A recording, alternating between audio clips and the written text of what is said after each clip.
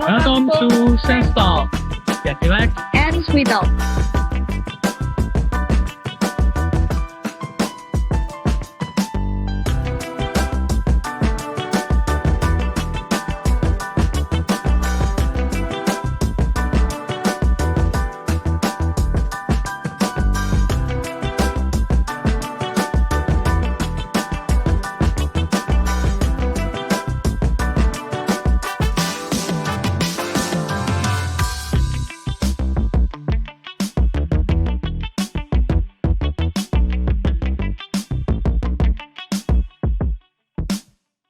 Welcome to Sense Talk. Get relaxed and sweet out. Oke, halo Sobat Sense, kembali lagi di Sense Talk. Kali ini ditemani oleh aku, Kenos, dari RC21. Dan aku Arin dari RC22. Nah, episode Sense Talk kali ini cukup menarik ya, cukup hot karena lumayan dibahas banyak dari kalangan angkatanku, yaitu kuliah di luar negeri. Wah, pasti gimana ya rasanya jauh dari rumah, terus tinggal di negeri orang. Pasti banyak pengalaman yang menarik ya sih. Banyak kayak culture shock-nya. Iya. Oke, narasumber kali ini cukup terkenal. Beliau dosen yang aktif di Arsitek Unika. Dulunya beliau ini juga pernah jadi penguji Studio 2. Oh ya? Iya, Studio 2 aku.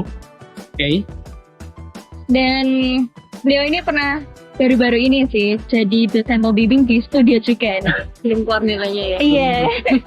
Bedain konditing ini penguji. Iya, tapi sama-sama di studio. Oke. Mungkin bisa langsung kenalan aja tuh. Oke. Boleh kenalan, Iya. terus boleh diceritain nih ibunya kuliah di mana, lalu lulus di tahun berapa. Oke, baik. Ini selamat siang semua ya, Sobat apa nih? Sobat ya. Sobat Space. Oke, selamat siang Sobat Space. Nama saya Ratu Dian Saraswati ya, biasa dipanggil Ibu Latif di Universitas Sujiyo Pranoto. Dulu saya S1 kuliah di Universitas Gadjah Mada. Lalu melanjutkan S2-nya di Universitas Dongguk Korea Selatan. Nah, Tahun berapa ya? 2011 sampai 2013. jadi kita masih SMP gitu ya. Masih SMP ya. Kalau boleh tahu Bu, itu ambil jurusannya jurusan apa ya? Arsitektur ya. Itu untuk yang S1-nya atau S1-nya arsitektur, yang S2-nya juga masih arsitek. Oke. Lanjut ke pertanyaan nih ya Bu. Oke. Untuk pertanyaan pertama. Apa sih Bu yang membuat Ibu Rati ini kayak termotivasi buat kepikiran kayak kita kuliah di luar negeri? Apalagi ini jurusannya arsitek sama teknik kan susah banget gitu. Oke. Jadi awalnya itu saya kuliah di S1 Universitas Gadjah Mada tadi ya, UGM.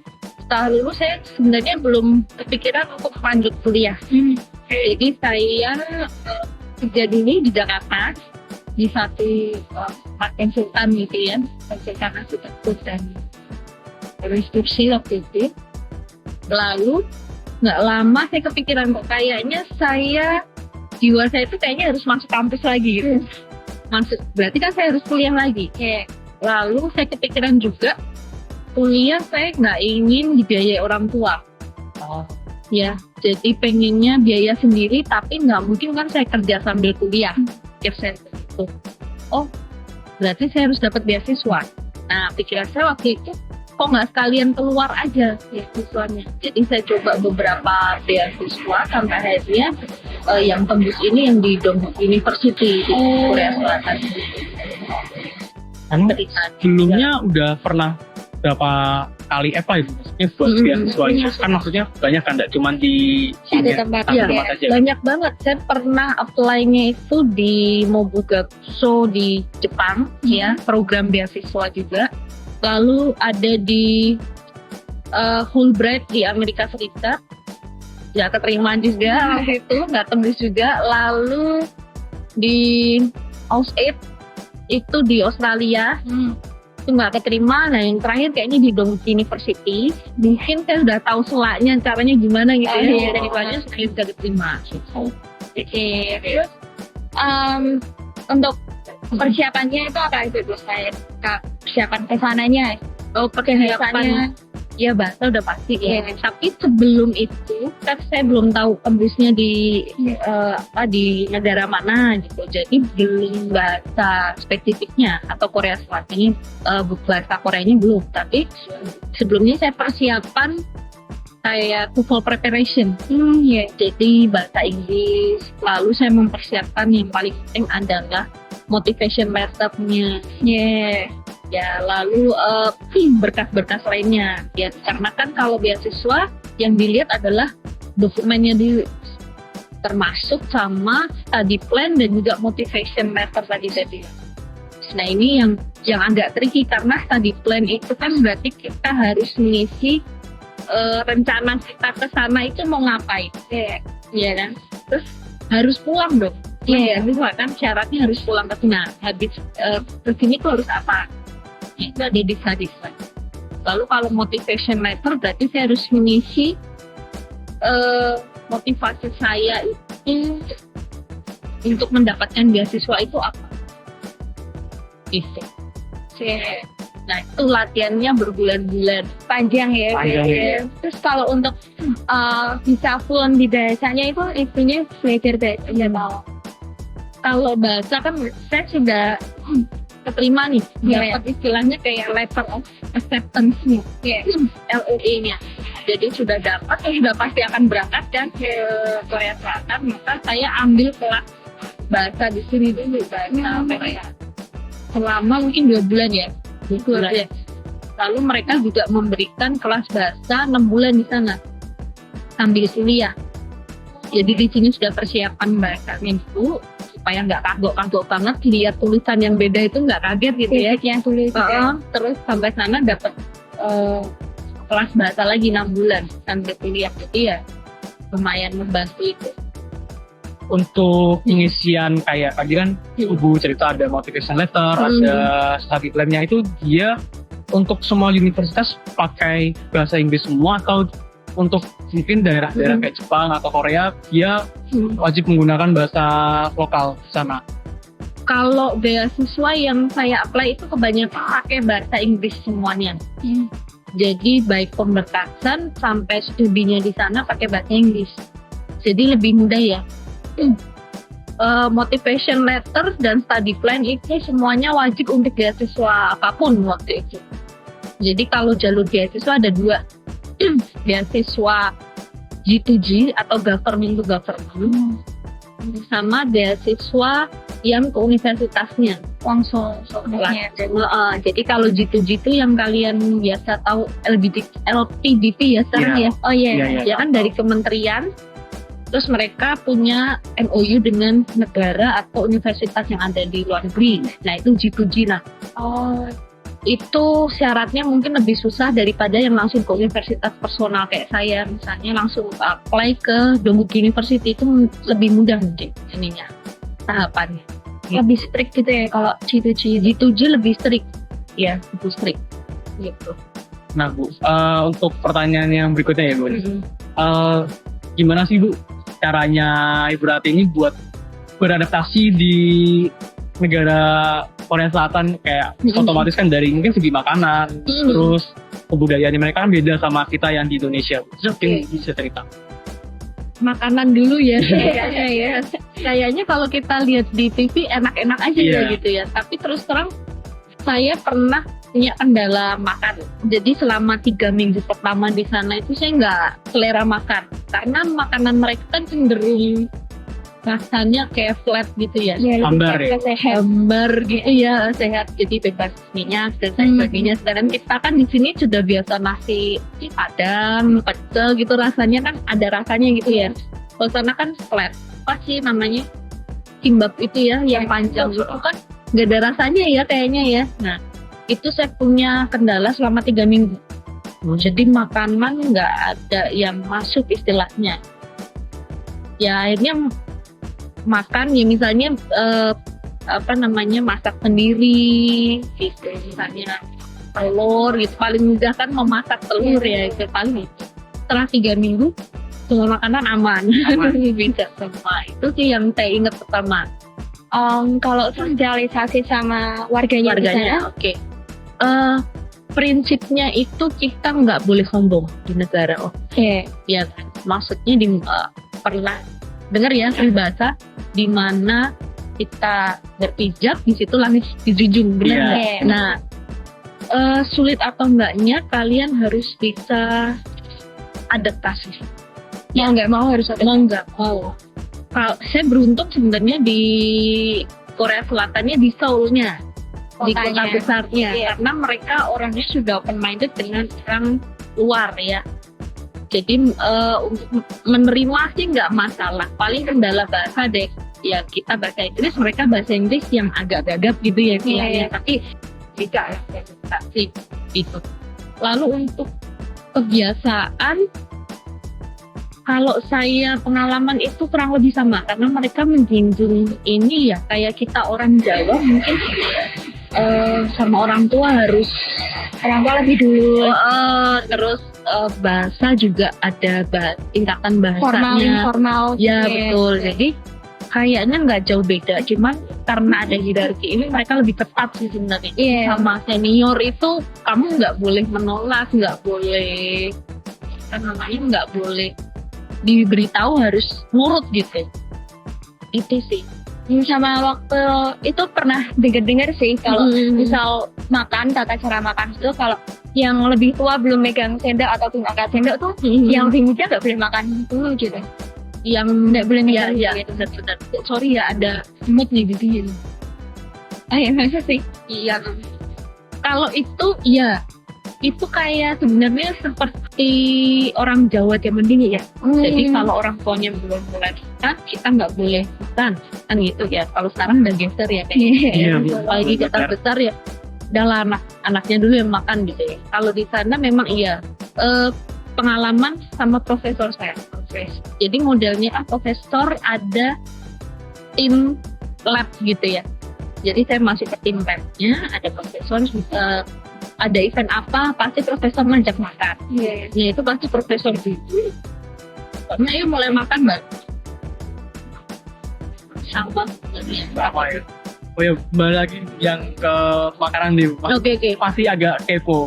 Hmm. Kan lu bilang selama 3 minggu itu kan Terus ini ya, Nah, sama gitu. kan. Nah itu dari Ibu sendiri nggak ada persiapan buat mungkin bawa Indomie kerdus gitu? Kalau Indomie kerdus sih enggak ya. Enggak ya? Karena di sana itu kalau jadi di Seoul ya, terus kita tuh, bisa naik kereta atau subway itu ke Itaewon. Kalian pasti dengar ya Itaewon ya. Nah di Itaewon itu banyak resto asing termasuk minimarket untuk Asia. Jadi Asian market. ada Asian market. Jadi mereka jual bahan makanan ini apa namanya mentah.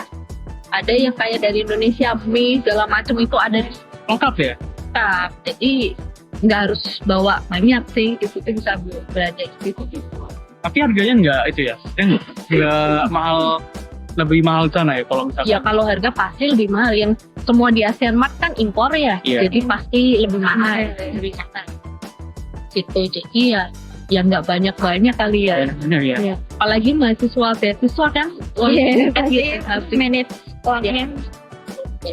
Tapi untuk selama ibu berkuliah di Seoul itu kayak mungkin ibu pernah ikut semacam kayak komunitas yang isinya mahasiswa Indonesia gitu. Oh pasti kalau di Korea Selatan kami ada yang namanya Perpika. Ketika Jadi kalian bisa akses di Instagramnya, mungkin follow bisa, di Facebooknya ada ya. Perpika, perkumpulan apa ya? Mahasiswa Indonesia Korea gitu kalau nggak salah. Perpika. Ini ada kadang kumpul terus bikin acara, misalnya bikin seminar atau ya hanya kumpul aja gitu. sama itu gua.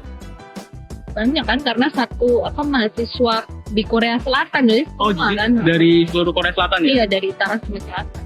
Maksudnya dari Korea Oh. Selatan dari Daerah area paling utara. Di Bandung. Oke, nah untuk transportasi, nah dengar-dengar itu kan Google di sana kurang valid ya Bu, lebih ke Naver. Never met. Iya, Never Maps. Nah, untuk Terusnya itu jadwalnya itu harus 2 tahun. Itu ngeceknya kayak jam-jamnya. Kalau waktu itu kan Android belum populer ya. 2011 kan belum, ya ada Android tapi kita nggak se-smart sekarang ya. Tapi mereka punya aplikasi untuk subway. Saya lupa namanya Metro Subway. Kalau nggak salah aplikasinya. Jadi kalau saya pergi naik kereta bawah tanah, lihat itu dulu misalnya dari mana ke mana. Nanti keretanya datang jam berapa, lainnya kemana, lainnya pakai warna yang mana. Itu ada jamnya, ada tepat waktu. Yang bis juga sama. Jadi bisnya yang biru gede-gede kalian ya, itu kan bis antar kota, dalam kota ya. Nah itu juga ada jadwal. Begitu kita di haltenya juga kelihatan, oh nomor sekian datang berapa menit lagi. Berarti kan lucunya nggak terlalu susah. Enggak. Transportasi sangat mudah. Jadi kami semua itu pasti naik transportasi umum. Gitu kemanapun. Tapi itu untuk jadwalnya selalu tiap hari selalu sama atau dia Hampir sama. oh kan pernah berubah juga? Berubah sih enggak ya kayaknya. Paling cuma berapa menit beda. Tapi selalu on time. Harus diterapin nggak sih kalau Ya. guys? Ya, amin lah, semoga diterapin lah. Bisa membantu kita juga bikin para mahasiswa yang sektor yang lumayan jauh kan kendaraannya Capek juga kalau nyetir sih. Capek. untuk saya keempat. Ya, PS selanjutnya Bu. Apa sih yang membedakan sistem pendidikannya di Indonesia sama ini? Oh yang di Korea Selatan yang Yeah. University ya. Saya kan kesana sebagai mahasiswa S2 ya. Nggak terlalu intens dengan yang mahasiswa S1. Tapi prinsip kerjanya sama karena mereka kan sistem studio juga seperti kalian ya. Jadi ada project mengerjakan di studio, tapi studionya itu kayak 24 jam. Ya, seingat saya pernah diajak profesor ke studio anak S1 di sana. Undergraduate ya saya bilang ke studio. Ya sama, jadi kerjain di studio, ruang studio, tapi studionya 24 jam dan kalian stay terus di situ. Maksudnya setiap ya si anak undergraduate semester 1 ya stay-nya di situ, semester 2 di ruangan lain. Ternyata sama ngerjakan project, lalu setiap akhir tahun atau akhir tahun ajaran gitu mereka punya pameran besar. Jadi mulai anak S1, S2, S3, IPA. Cari gantian ini ada sebabnya. Banyak ya ini soalnya ya. Iya. Mood angkran. Gitu. Jadi kurang lebih sistemnya kalau yang saya tahu sama. Yang Cuman untuk kedalaman materinya atau kalau kedalaman materi saya kurang mengikuti ya, tapi kurang lebih proyeknya sama. Misalnya kalian sedang mengerjakan rumah tinggal, misalnya mereka juga mengerjakan dilihat dari sisi analisis site, gitu ya, dari pengguna itu juga ada proyek, tapi proyek mereka mungkin lebih dalam ya. Misalnya kayak bikin desain kamar tidur, ya ruang tidur itu nggak dilihat dari sisi interiornya aja, tapi kayak melihat sekitar. Jadi ini ada jendela di sini nih, terus tetangga dari sana bisa lihat nggak? Oh ya, Jadi dianalisis dari dalamnya, arah pandang dari luar, terus mana lalu ditaruh di mana bednya misalnya kayak. Jadi lebih spesifik detail gitu. tapi secara garis besar tuh dia kurikulumnya tetap mungkin sama ya Sama mungkin ya. yang bedanya cuma kayak kedalaman materinya sih. Iya, kedalaman materi, mungkin materi pendukung lainnya mungkin ya. Iya, untuk pertanyaan kelima nih Bu. Menarik apa sih Bu yang Ibu dapetin waktu kuliah di Korea? Hal menarik ya, kalau saya waktu itu kan mahasiswa S2, kerjanya di lab. Jadi kita harus stay di lab, harus menerus bersama dengan sonde ya, kakak tingkat ya. Terus ada juga yang junior juga. Tapi kita satu ruangan, satu profesi. Menurut saya menarik di sini karena kerjanya itu jadi kita lebih fokus ke apa yang kita kerjakan project gitu. Jadi mengerjakan sendiri. Saya mahasiswa S2, lalu ada mahasiswa S1 yang itu profesor itu ya, lalu ada mahasiswa S2 yang tingkat akhir, ada yang mahasiswa S2 baru masuk, kan otomatis materinya beda-beda ya. Tapi mereka kami kerja sendiri-sendiri. Tapi ada satu posisi karena profesor saya adalah profesor desain ya. Jadi setiap semester kami diajak mengerjakan proyek sains bareng. Oh, Jadi bareng gitu, anak S1, terus kami anak S2 ada 3 orang waktu itu ngerjain satu proyek. Waktu itu perpustakaan sayembara, perpustakaan kota. Itu. Di satu semester ngerjain di situ. Jadi kayak suatu bimbingan ngerjain proyek di detailnya gitu ya. Terus ada satu saat ngerjain juga project renovasi tempel. Wow. Buat saya menarik sih karena kan kita nggak pernah mengerjakan rumah ibadah ya. Di situ ada rumah ibadah, ada asrama untuk tim biksunya. Iya. Terus saya juga belajar tata ruang dalam mereka kan, gitu. Terus saya juga belajar bagaimana bangunan itu malah bukaannya banyak di bagian selatan, bukan di utara. Kalau utara karena anginnya dingin dari utara, jadi mereka harus orientasinya bukaan di selatan. Terus pagar nggak ada ya, mohon maaf di sana ya. gak Jadi ada pagar ya, Bu? semua bangunan terbuka kecuali rumah tinggal private ya. Kalau ini kan bangunan bisnis ini nggak ada. Mungkin dari teman-temannya informasi itu kan sana juga udah mungkin banyak temannya kan. Nah, itu mungkin ibu bisa cerita kayak ketika ibu jalan-jalan itu kayak ada hal menarik kayak mungkin pasarnya mereka atau gimana itu. Iya, yang menarik itu kebiasaan mereka makan. Kalau kalian nonton drama Korea itu apapun yang terjadi harus makan 3 kali sehari, bener nggak? Iya. Pokoknya ada adegan pasti makan ya. Ya karena mereka begitu, jadi makan itu nggak pernah skip. Ya. Lalu makan itu kalau lagi barengan gitu ya, istilahnya ada acara atau bersama makan itu mereka ada ronde-ronde nih. Ronde pertama makan nasi ya. Di restoran, satu restoran. Lalu yang nanti ronde kedua ayo kita ngopi di tempat lain gitu. Tapi itu sana juga makan lagi. Enggak, ngopi enggak. aja. Ngopi aja. Tapi ya cemilan lah ya. Iya. Terus nanti kalau belum puas lagi ronde ketiga minum misalnya di restoran lain gitu. Iya kan, jadi kayak Banyak ya. Kalau kebiasaan minum sih pasti ini ya. Biasa selalu ya, kayak mereka biasa minum gitu. Tapi Bu, kalau saya lihat tuh di drama-drama Korea Bu, mereka kalau makan tuh setnya kok banyak banget, kenapa ya Bu? Kayak ada piring 1, piring 2, kayak terlalu banyak pernak-perniknya gitu Bu. Itu gini, itu namanya kayak apa ya? Bancan ya, side dish itu. Makanan wajibnya adalah nasi dan sup.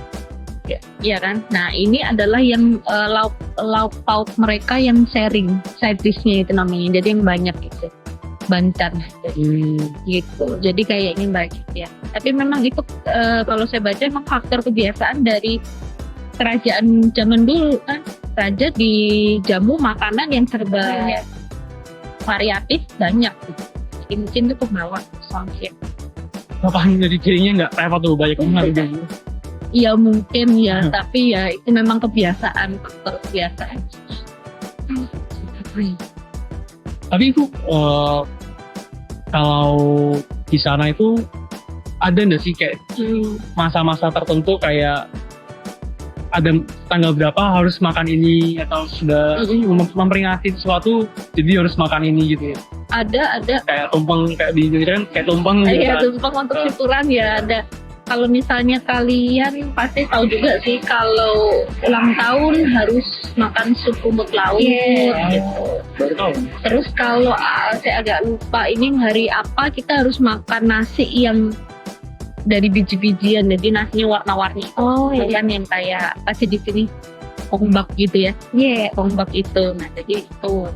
Lalu ada event kita misalnya musim panas. Kan musim panasnya bener-bener panas ya, panas terus lembab. Jadi kita diem aja udah meringet gitu. Nah itu makan naengmyeon, kamu tahu kan? Mie dingin ya? Mie dingin. Iya, iya. Nah, waktu itu saya beli di kantin kampus kan, penasaran, naengmyeon kayak apa nih? Kan nggak selera ya soalnya Mie. kok mie pakai es batu gitu. Iya.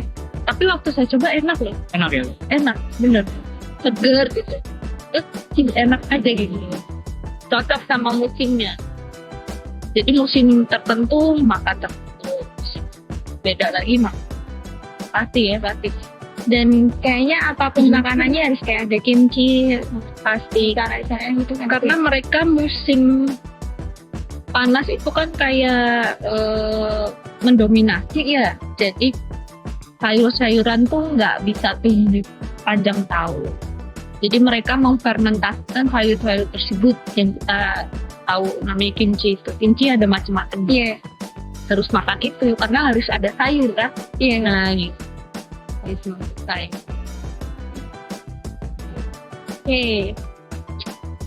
Menarik, Menarik. tertariknya nih ke luar negeri ya. Iya, lumayan tertarik sih, Bu. Apalagi kan juga di angkatan saya kan juga lumayan, Hype Korea. ya kan Iya sih. sekedar Korea aja sih, kayak Luar negeri. luar negeri, kayak abis lulus mau kemana nih, mau lanjut kerja atau mau lanjut S2. Oh iya, S2 paling mana, tapi kayak rata-rata jarang sih, maksudnya yang pada niat ke Indonesia tuh ini kan ke luar. Keluar sekalian. Iya, Karena sekarang juga kesempatan beasiswa keluar itu banyak Banyak. kan ya, aksesnya juga mungkin lebih mudah karena semua sudah terpampang di website. Menurut saya sih eman kalau kalian nggak coba keluar dulu sih. Pengalaman baru. Iya, saya pikir gini loh, secara kurikulum ya atau materi perkuliahan mungkin sama ya Indonesia dengan luar negeri. Ya kurang lebih sama lah kalian akan dapatkan. Tapi pengalaman di luar itu yang berbeda kan. Iya. Jalan-jalan gratis misalnya ya, terus ketemu banyak teman dengan budaya yang beda dari negara yang berbeda. Dan pasti meskipun sama ada seenggaknya satu hal yang beda lah dari materinya itu ya. Ya pasti ya, apalagi kan pelokalan gitu Iya. beda kan. apalagi kalau dilihat dari segi prestisnya kan mungkin lebih mempermudah dalam proses ketika bekerja ya, kayak lebih dipandang, oh ini S2-nya luar sih. Mungkin ya, mungkin tergantung perusahaan atau kantor yang kalian tuju sih. Tapi kebanyakan Cuman di portofolio pasti akan berlebih Iya. bergengsi mungkin Iya, ya. mungkin. Oke, kita udah masuk ke yang terakhir nih. Mungkin boleh dikasih tahu tuh tips ibunya buat teman-teman yang ada rencana buat kuliah di luar negeri itu apa aja? Oke, tips untuk keluar negeri, satu harus persiapkan tadi saya bilang administrasi berkas-berkasnya. Dan harus pastikan kalian tahu tujuan negara atau universitas yang yang kalian akan apply gitu. Perhatikan syaratnya. Tips saya sih kalau supaya lolos kalian harus tahu universitas itu punya lab apa. Jadi kalian study plan-nya bisa di-matchingin ya. Itu tipsnya lolos mungkin ya. Lalu yang kedua adalah persiapan mental sebenarnya. oh, Sampai sana kita belum tahu keadaannya seperti apa ya. Jadi individu yang sangat mandiri pasti. Ya, nggak ada orang tua, nggak ada teman dekat, ya. Teman harus dicari, nggak mungkin teman itu datang. Nah itu persiapannya kayak lebih. Ya, kalau sudah niat dulu, nggak boleh setengah-setengah. harus all in berarti ya, Bu. Harus all in, benar. Dan tidak mudah menyerah ya. Ini Iya, Bu. dari saya karena saya beberapa kali apply nggak lolos. Ah, Terus terakhir ini baru keras kepala kan. Ini. Tapi itu malah jadi motivasi. Oh iya, Betul. Mungkin boleh satu pertanyaan lagi Dut ya. Pasti kan kuliah itu kan lama ya, apalagi di orang. Kalau misalnya tiba-tiba kangen sama keluarga itu cara ngatasinnya gimana? homesick ya namanya. Iya. Homesick pasti. Kalau pengalaman saya waktu itu saking homesicknya saya sampai pernah merasakan mual denger orang bercakap-cakap dalam bahasa Korea. Oh iya, capek dengernya. Capek, ya bener capek. Tapi ya balik lagi ke diri sendiri waktu itu. Terus kalau sudah homesick mau apa? Iya. Ya kan? Otomatis yang saya lakukan ya sudah jalan-jalan, mungkin cari temen untuk ngobrol supaya lupa. Maaf lagi. Oke. Lalu komunikasi sekarang kayaknya sudah mudah ya. Udah gampang. Bisa video call, bisa telepon gratis ya. Kalau dulu saya harus beli kartunya di Asian Mart supaya bisa telepon ke sini. Oh nggak ada VPN gitu ya? Nggak ada. WA juga belum ada. Iya, belum. Jadi ya harus beli kartunya. Jadi saya terbatas untuk Jangan sekarang deh. Udah Gampang lebih banget. gampang masih sih. lebih mudah. Nggak bisa pulang, masih bisa buka. Harus pintar-pintar menghibur diri. Betul. Tuh, ya. Oke, sekian Bu. Closingan buat ini Bu. Mungkin kata-kata Bu, ya buat mungkin teman-teman penonton Testalk kayak motivasi ya Bu, motivasi maksudnya buat teman-teman mungkin yang pengen kuliah di luar negeri. Ya untuk teman-teman atau sobat Space Talk ya. Jadi kalau kalian ingin kuliah ke luar negeri, pastikan persiapkan mental ya, selain aktivitas tadi, dan juga harus persisten. Kayak bahasa gaulnya apa ya? Keras kepala gitu ya, soalnya bisa selalu semangat selalu. Oke, makasih Bu Lati. Baik, terima kasih, semoga bermanfaat ya. Makasih Bu. Ya.